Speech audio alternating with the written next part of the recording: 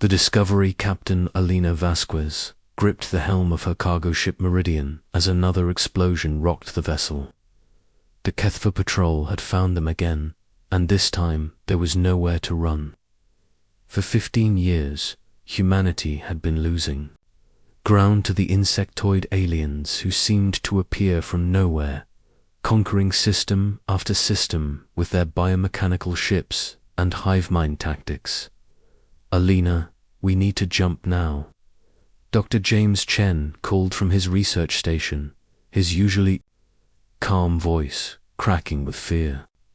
The xenarchaeologist had been studying ancient alien ruins for most of his career, but even his fascination with dead civilizations couldn't overcome the terror of facing very much alive enemies. Commander Zara Okafor, the military liaison assigned to their supply run, was already at the weapons console. Jump drive is charging, but we need 30 more seconds. I can buy us some time. Her fingers danced across the controls, firing their meager defensive lasers at the approaching Kethva vessels. Alina watched the tactical display as 3 enemy ships closed in. Their sleek, organic hulls pulsed with bioluminescent patterns, and she could see weapon pods extending like deadly flowers preparing to bloom. The Meridian was a cargo hauler, not a warship. They carried medical supplies and food to the outer colonies, trying to keep humanity's scattered settlements alive while the main fleet fought a hopeless war. There, James suddenly pointed at his scanner readings. That nebula, the gas clouds, will interfere with their sensors long enough for us to make the jump. Alina didn't hesitate. She pushed the engines to maximum thrust, diving toward the swirling purple and gold gases of the nearby nebula. The Kethva ships followed, but their formations spread out as they entered the dense stellar fog. The interference was worse than James had predicted.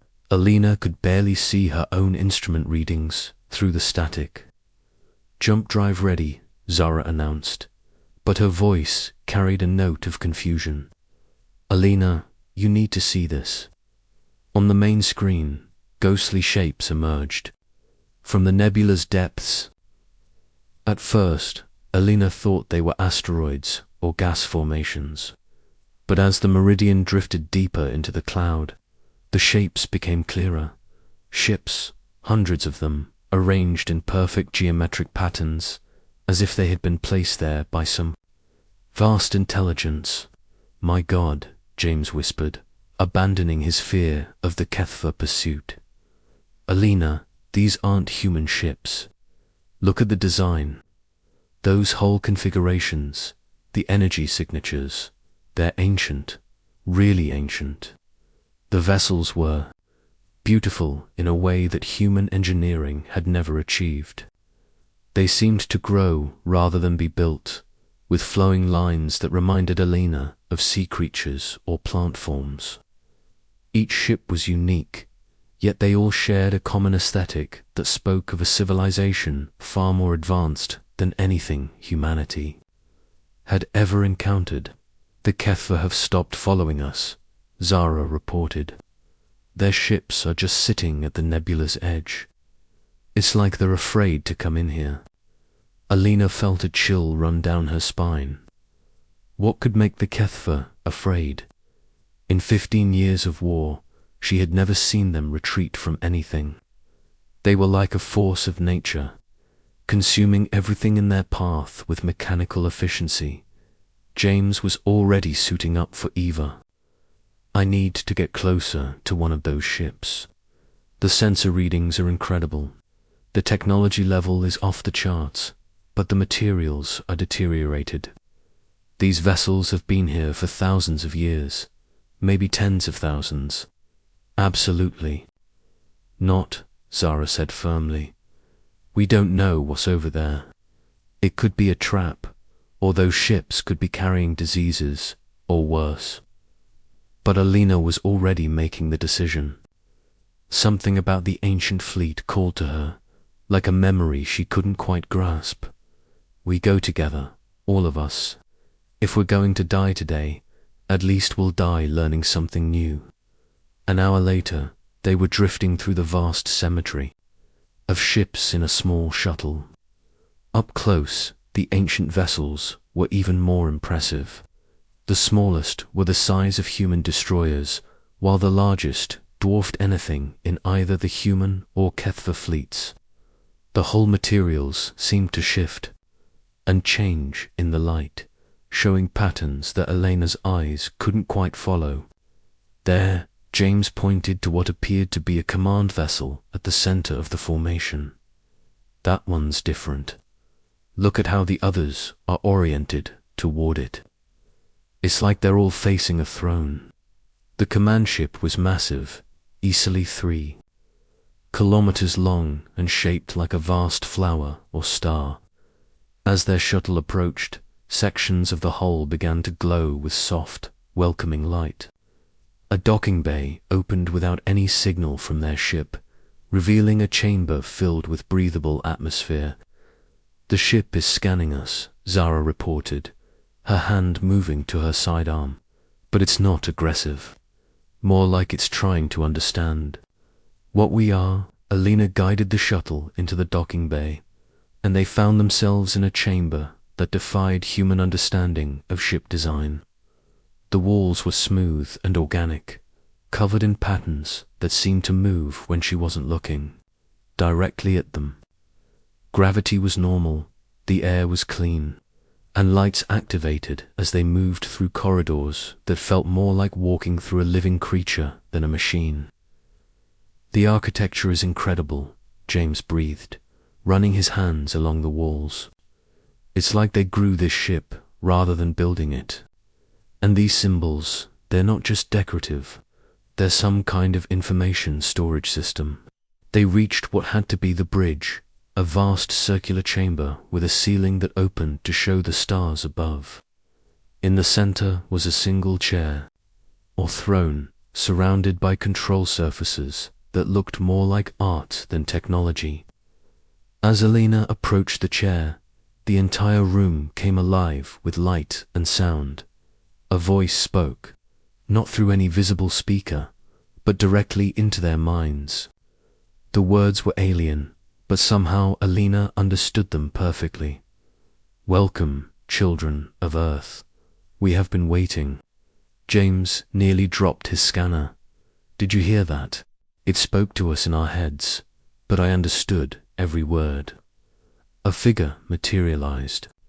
In front of them, not quite solid, but clearly present.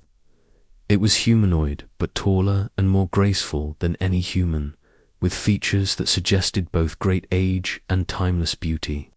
When it spoke again, its lips didn't move, but the words filled their minds with warmth and sadness. "I am the last echo of the architects, preserved in this vessel's memory core. My name translates roughly to Keeper of the Dawn, though you may call me Iris for simplicity. We have watched your species for 50,000 years, waiting for you. To reach this moment." Zara stepped forward, her military training overcoming her awe. "You've been watching us for 50,000 years. That's impossible. Humans have only had spaceflight for a few centuries." Iris smiled, and the expression carried such deep sadness that Alina felt tears forming in her eyes. "Child of warriors, you think too small. We have watched your evolution from the first tool users in African caves to your current struggle among the stars. We have guided when we could, protected when we must, and grieved for every tragedy that befell your young race." James was frantically taking readings with his equipment. "The energy signatures in this room are off the scale. This technology is so advanced it might as well be magic. Who were you? What happened to your people?" "We were the gardeners of the galaxy," Iris replied, gesturing to the holographic displays that suddenly filled the air around them. They showed star maps spanning millions of years, with lines of connection between thousands of worlds. We seeded life on countless worlds, guided the evolution of promising species, and protected the young civilizations from dangers they could not yet understand. But even gardeners grow old and must pass their tools to the next generation. Alina felt a strange recognition, as if she was remembering something rather than learning it for the first time.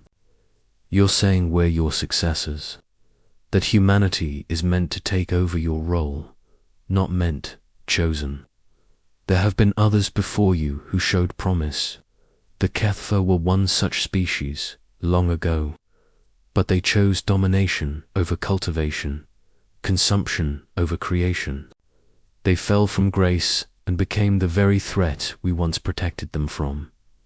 The revelation hit Alina like a physical blow. The Kethfa had once been like humanity, young and struggling and full of potential. But something had gone wrong, and they had become destroyers instead of creators. Zara was studying the tactical displays that had appeared around them. This fleet, how many ships are there? 200 vessels, each one capable of reshaping worlds or destroying fleets.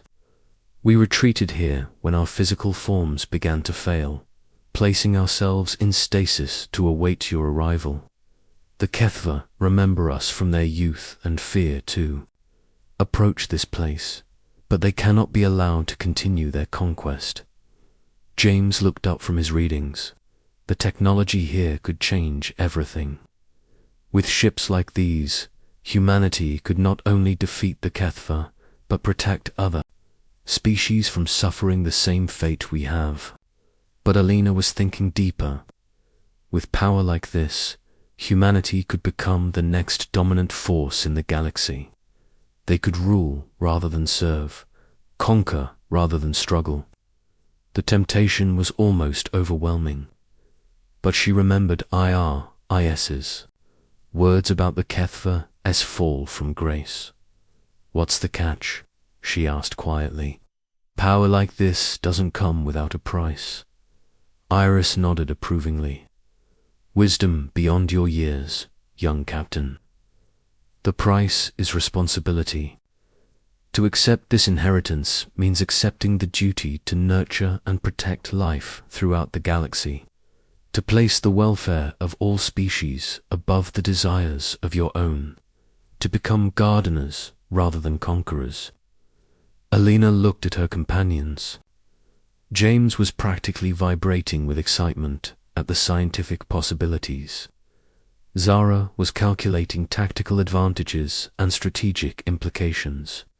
But Alina was thinking about the human colonies they had been trying to supply, the families, huddled in shelters while Kethfa ships rained death from above. Show me how to wake up the fleet, she said. The process of awakening the architect fleet was unlike anything Alina had ever experienced. IRIS guided her to the central command throne, and as she settled into the organic curves of the seat, the entire ship seemed to respond to her presence. Neural interfaces, invisible and gentle, connected with her mind, sharing knowledge that had been stored for 50 millennia. Alina could suddenly perceive all 200 vessels as extensions of her own body. She felt their power systems coming online, their weapon arrays charging, their ancient crews of maintenance automatons beginning their long-delayed awakening routines.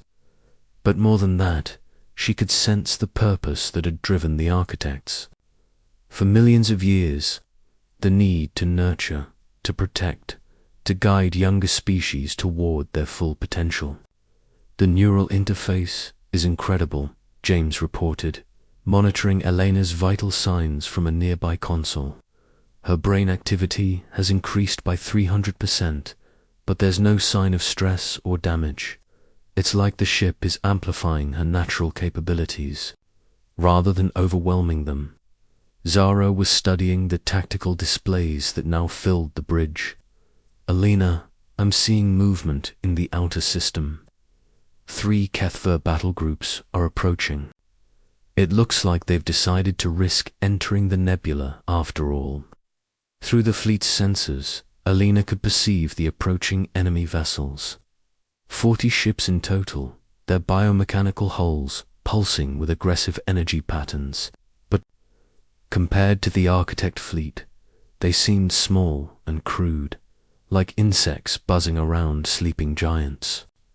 They're not coming to attack us, Alina realized, her understanding flowing from the enhanced awareness the throne provided. They're coming to destroy the fleet before we can learn to use it. The Kethva still remember what the Architects were, capable of. Iris materialized beside the throne, her holographic form flickering with concern. Your species is not yet ready for the full power of this fleet. The learning process should take years, perhaps decades, but circumstances may force a more rapid awakening. Alina could feel the weight of decision pressing down on her. Through the ship's communications array, she was receiving distress signals from across human space. The Kethba were launching a massive offensive, striking at every human colony. Simultaneously, while Alina sat in this ancient throne, thousands of her people were dying. James, can you access the ship's databases? I need to understand how the Architect's technology works. James's hands flew over the alien controls, his archaeological training helping him decipher the symbolic interface. The information storage system is incredible. It's not just data, it's like they recorded the actual experiences and knowledge of their entire civilization. Alina, there are sciences here that humanity hasn't even dreamed of. On the tactical display, Zara tracked the approaching Kethva fleet. 30 minutes until they reach weapons range. Alina, whatever we're going to do, we need to decide now. Alina closed her eyes and let the throne's interface show her the full scope of the Architect fleet's capabilities. Each ship was equipped with weapons that could reshape matter at the atomic level, shields that existed partially outside normal spacetime, and engines that could fold space itself. A single Architect vessel could have ended the war with the Kethva in minutes, but she also saw the records of what had happened to previous species, who had inherited such power too quickly. Some had become tyrants, using the technology to dominate their neighbors. Others had become so dependent on the advanced systems that they lost their own innovation and creativity. A few had simply destroyed themselves, unable to handle the responsibility that came with godlike power. Iris, what made you choose humanity? What makes you think we'll be different from the Kethba? The ancient AI's expression grew thoughtful. Many things. Your species' capacity for growth, your ability to cooperate across tribal boundaries, your tendency to ask questions rather than simply accepting power, but most importantly, your willingness to sacrifice for others, even those you have never met.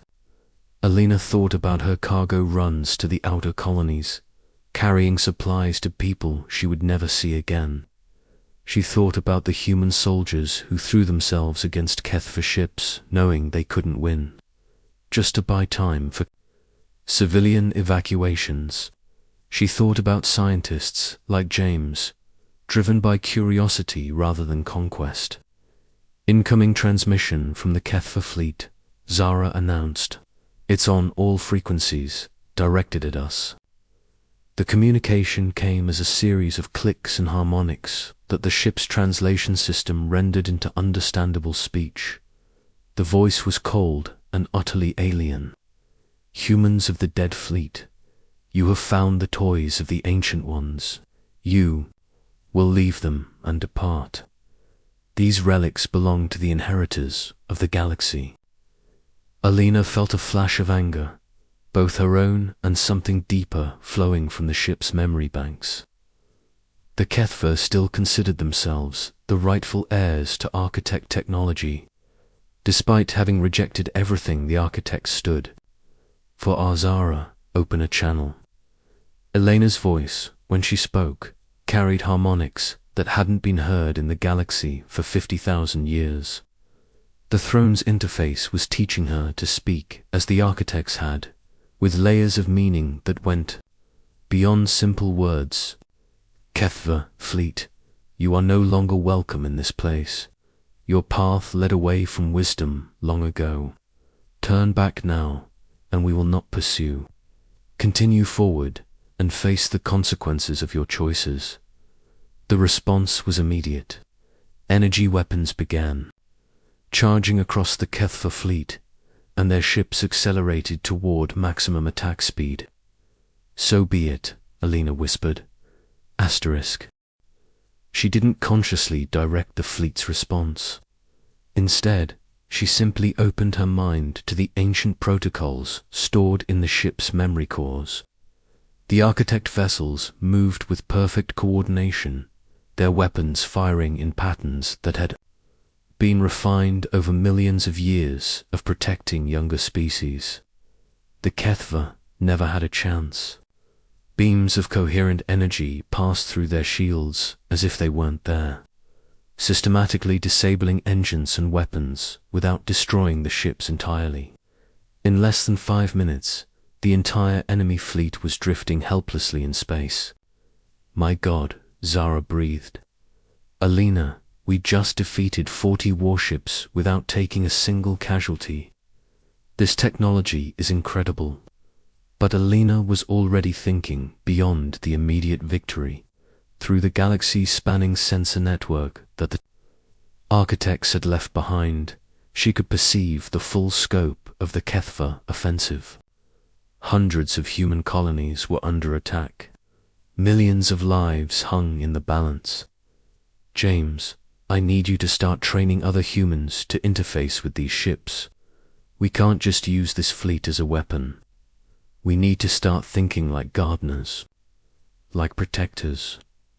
Over the following hours, Alina coordinated humanity's response to the Kethva offensive.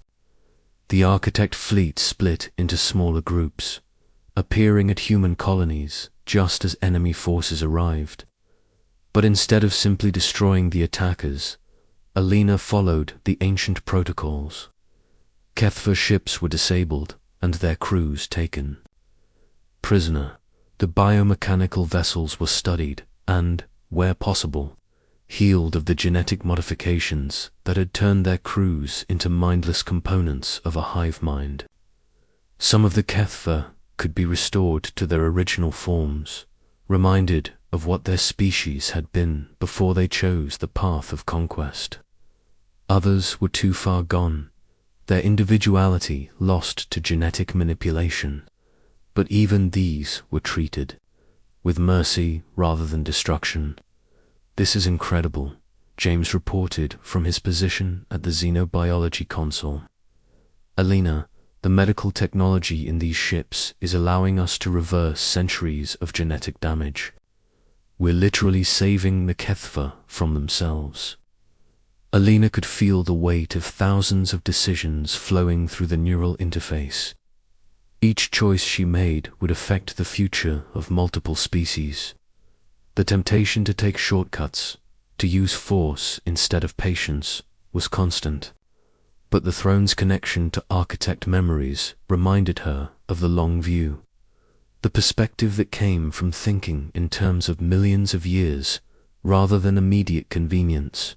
Commander Okafor, open a channel to Earth Command. It's time to let humanity know what we've found out here. The conversation with Earth's military leadership was difficult. Admiral Harrison, the Supreme Commander of Human Forces, could barely believe what Alina was telling him. When she transmitted tactical data showing the architect fleet's capabilities, his response was immediate and predictable. Captain Vasquez, you're telling me we have access to weapons that could end this war in a matter of days. What are we waiting for? Alina chose her words carefully. Admiral, we have access to something much more valuable than weapons. We have the opportunity to become something better than we've ever been. but only if we're willing to accept the responsibilities that come with that growth. The debate that followed lasted hours. Military leaders wanted to use the Architect fleet to crush the Kethva completely, to establish humanity as the dominant force in the galaxy. Scientists wanted to study the technology, to unlock secrets that could advance human civilization. By thousands of years, politicians wanted to use the power to secure humanity's position among the stars. But Alina held firm to the principles she had absorbed from the Architect memories. Power without wisdom led to destruction. Technology without compassion led to tyranny. Strength without restraint led to the same fate that had befallen the Kethba.